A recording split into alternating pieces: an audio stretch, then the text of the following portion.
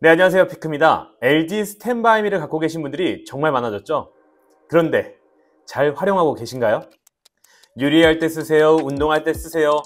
이런 거 말고요. 그런 평범한 거 말고 진짜 실생활에서 훨씬 더 편하게 사용할 수 있는 꿀팁을 알려드리려고 합니다. 제가 직접 사용해보면서 이건 정말 편하네 했던 것들만 모아봤으니 이미 아는 내용이라도 패스하지 말고 끝까지 봐주세요. 혹시 제가 놓친 좋은 팁이 있다면 댓글로 꼭 남겨주세요. 출발! 혹시 몰라서 이것부터 시작할게요. 스탠바이미를 사용하다 보면 홈으로 돌아가고 싶을 때가 있잖아요. 아니면 뒤로 가기를 하거나요. 그때 리모컨 찾느라 고생하지 마세요. 바로 화면 모서리에서 손가락으로 쓱 하면 조작 버튼이 짠 하고 나옵니다. 추가적으로 홈으로 가는 다른 방법이 있는데요. 그건 바로 아래에서 위로 손가락을 쓸어주시면 화면이 바뀝니다. 이것도 괜찮죠? 이건 알고 계셨다고요? 분명 모르는 분들도 계셨을 거라고 믿습니다. 다음으로 넘어가 볼게요. 스탠바이미를 사용해보면 터치가 되니까 패드처럼 가까이에 두고 사용하면 된다고 생각하실 수도 있지만 27인치가 가까이 있으면 생각보다 크거든요. 그래서 저는 거리를 두고 사용하게 되더라고요. 식탁에서 밥을 먹으면서 TV를 보게 되면 식탁 건너편에 두게 되더라고요. 거리를 두고 사용하다 보면 터치가 아닌 리모컨을 사용하게 되는데요. 근데 아시잖아요. 막상 리모컨을 사용하려고 하면 멀리 있거나 못 찾는 경우가 종종 있습니다.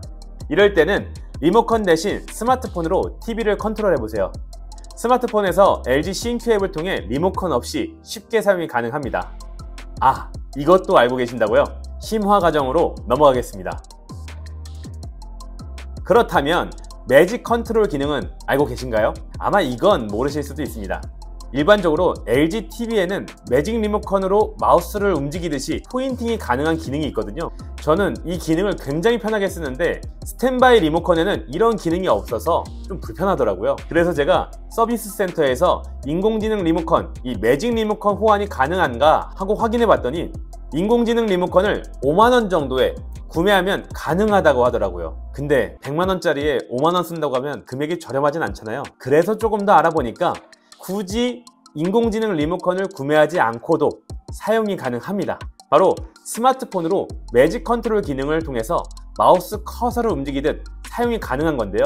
LG CNQ 앱에서 이렇게 움직이면 쉽게 조작이 가능합니다. 이거 좀 괜찮은 팁이죠? 방금 알려드린 꿀팁에 이어서 한 가지 더 알려드릴게요. 가까이에서 터치로 콕콕 자판을 눌러 쓰는 게 아니라 거리가 있는 상태에서 리모컨으로 하나하나 글씨를 입력하려면 정말 답답합니다. 범죄의 도시 하나 입력하려면 눌러야 하는 글자 수가 굉장히 많아요. 이럴 때 매직 컨트롤을 사용해서 스마트폰에서 가상 키보드를 활용해보세요. 왼쪽 상단 키보드 아이콘을 누르면 텍스트를 입력할 수가 있습니다. 스마트폰 터치로 쉽게 입력하고 검색도 훨씬 빠르게 하니까 이것도 괜찮더라고요. 근데 일부 앱에서는 사용이 불가하다고 하니 참고해주세요. 이제는 리모컨 없이도 편리하게 스탠바이미를 사용할 수 있겠죠?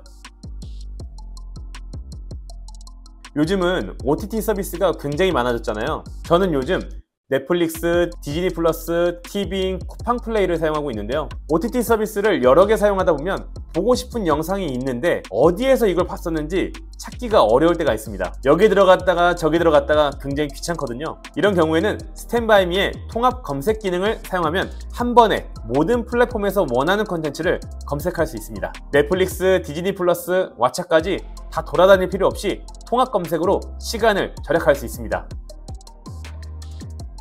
스탠바이미의 장점이 무선이 된다는 건데요.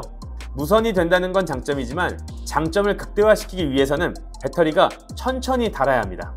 배터리 소모를 줄이고 싶다면 밝기를 낮춰서 배터리를 절약할 수 있습니다. 상단에서 두 손가락으로 쓸어내리면 밝기 조절할 수 있는 컨트롤 창이 내려옵니다. 영화나 드라마를 볼 때는 주변 상황에 맞게 적당한 밝기로 설정해 주시고요. 음악만 들을 때는 화면을 어둡게 해보세요. 훨씬 더 오래 사용할 수가 있습니다. 일반 TV는 먹통이 되는 경우가 거의 없는데 스탠바이미는 앱이 많아서 그런지 사용하다 보면 자주는 아니지만 간혹 멈출 때가 있습니다. 이럴 때 어떻게 하면 될까요? 일반 가전제품이라고 하면 그냥 콘센트를 뽑아버리면 된다고 생각할 수 있는데요. 스탠바이미는 무선이라 콘센트를 뽑아도 제품이 꺼지질 않습니다. 이럴 때는 당황하지 마시고 후면에 있는 전원 버튼을 2초에서 3초간 꾹 눌러서 재부팅 하시면 됩니다. 아마 대부분 이거면 해결될 겁니다.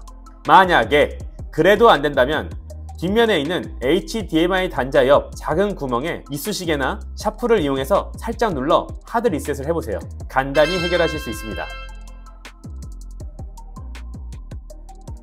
100만원 넘게 하는 스탠바이미를 조금 더 활용할 수 있는 방법이 있습니다.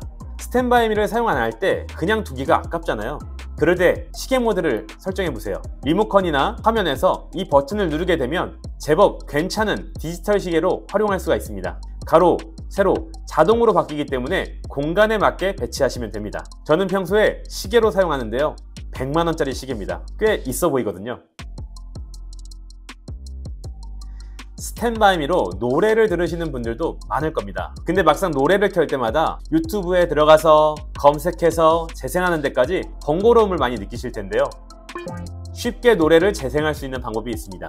스탠바이미 홈 화면에 자주 듣는 음악 스트리밍 주소를 저장해두면 클릭 한 번으로 바로 음악을 들을 수 있습니다. 스탠바이미 하면 감성이고, 감성이라고 하면 에센셜이 국룰이잖아요. 예를 들어 에센셜에 들어가서 홈에 바로가기를 만들어 두면 노래를 켜고 싶을 때마다 검색하지 않고 클릭 한 번으로 쉽게 사용이 가능합니다. 클릭! 자, 오늘은 스탠바이미를 200% 더 잘 활용할 수 있는 방법에 대해서 알려드렸습니다. 뭐 아는 것도 있을 수 있고요, 모르는 것도 있을 수 있을 텐데요. 혹시 제가 말씀드린 거 말고 다른 좋은 팁이 있다면 댓글로 알려주세요. 앞으로도 구독자분들께 도움되는 컨텐츠로 돌아오겠습니다. 오늘 영상이 도움되셨다면 구독과 좋아요 부탁드립니다. 고맙습니다.